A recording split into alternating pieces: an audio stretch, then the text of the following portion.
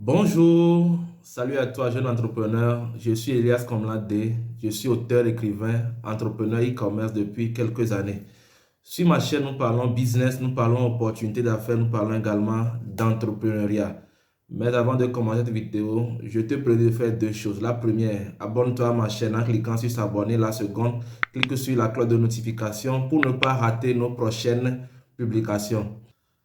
Lorsque vous voulez construire un projet immobilier, il est important au prime abord de savoir ce que l'on veut et de savoir si l'on a suffisamment de moyens pour y arriver.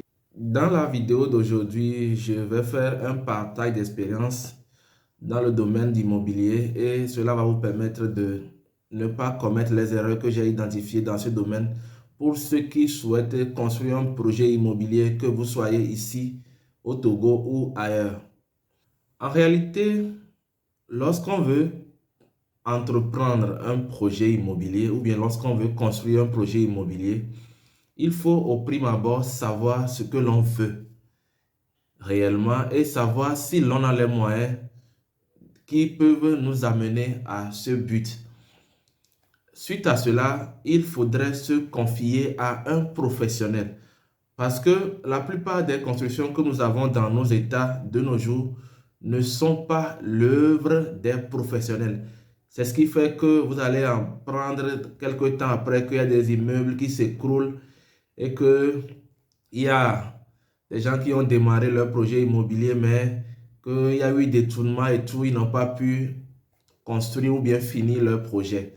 Voici ce qui arrive lorsqu'on ne confie pas son projet immobilier à un professionnel, un architecte ou bien un entrepreneur immobilier. La première chose, c'est que les ouvriers ont tendance à détourner les matériaux qu'ils vont aller vendre pour obtenir de l'argent. Secondo, c'est que ces constructions reviennent plus chères pour la simple raison qu'il n'y a pas un projet bien établi qui a fait une estimation exacte ou approximative des moyens qu'il faut pour réaliser cette construction. Et c'est ce qui fait que la plupart des gens ne finissent pas leur construction ou bien finissent mais très endettés ou bien qui dépensent beaucoup de moyens pour construire ces projets. Mais lorsque vous confiez votre projet à un professionnel, il s'y connaît et il mettra tout en œuvre pour y arriver. Non seulement il a l'obligation de résultat, mais vous avez toute la garantie légale qu'il faut pour vous assurer que le travail sera bien fait. Et lorsque tel n'est pas le cas, vous avez les tribunaux pour rester en justice contre ce dernier.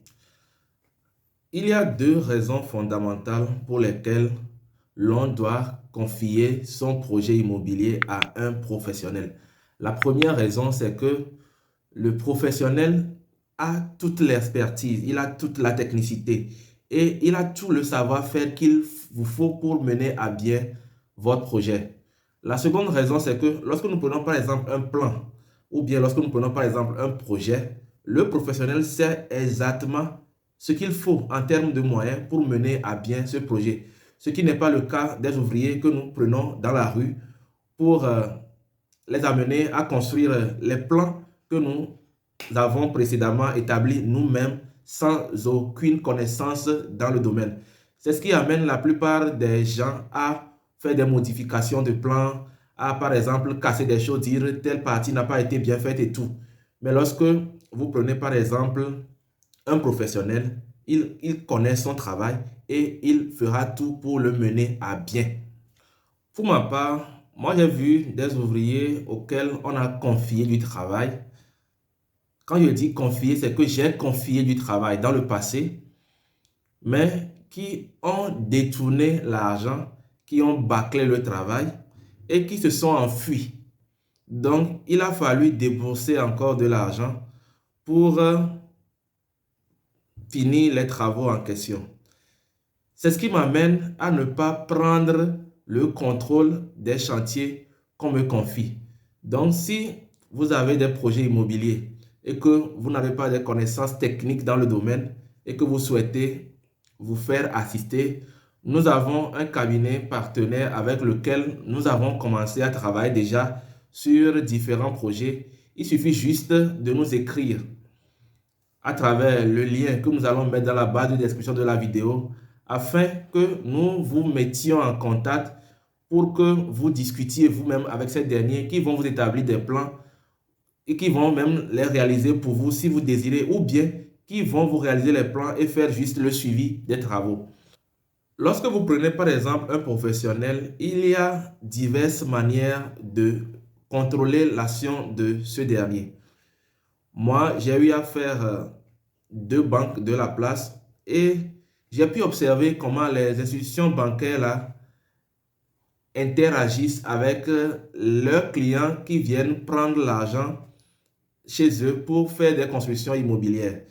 Lorsque le client se présente à la banque, il monte un projet immobilier et qu'il prend le financement, il y a ce qu'on appelle le financement par niveau.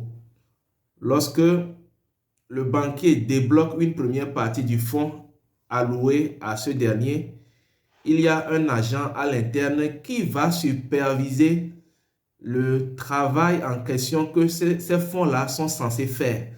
Donc, il y a un suivi que le banquier va faire. Il doit s'assurer que l'argent, que l'objet du crédit n'est pas détourné.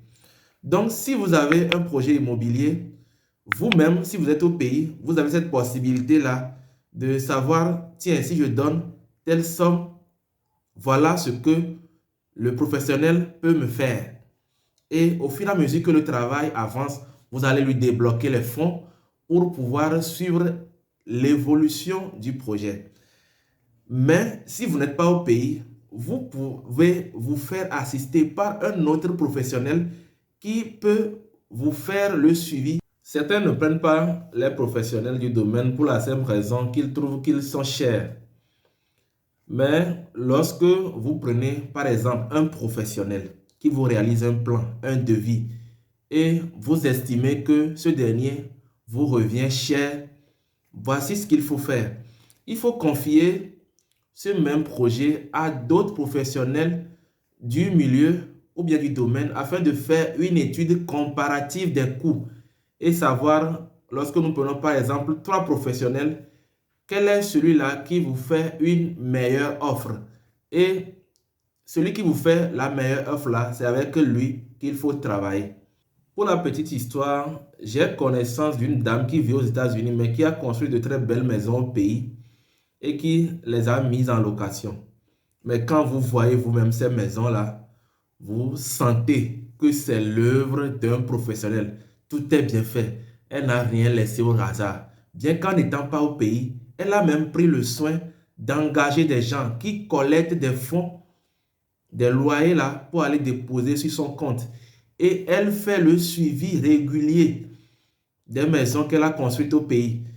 Il arrive même que lorsque les gens ont des retards de paiement, c'est elle-même qui les appelle au téléphone pour leur demander, tiens, vous devriez me payer mon loyer, mais depuis un moment, vous n'avez pas pu le faire. Elle cherche à comprendre elle-même la raison pour laquelle vous n'avez pas pu honorer votre engagement vis-à-vis d'elle. Ce sera tout pour la vidéo d'aujourd'hui.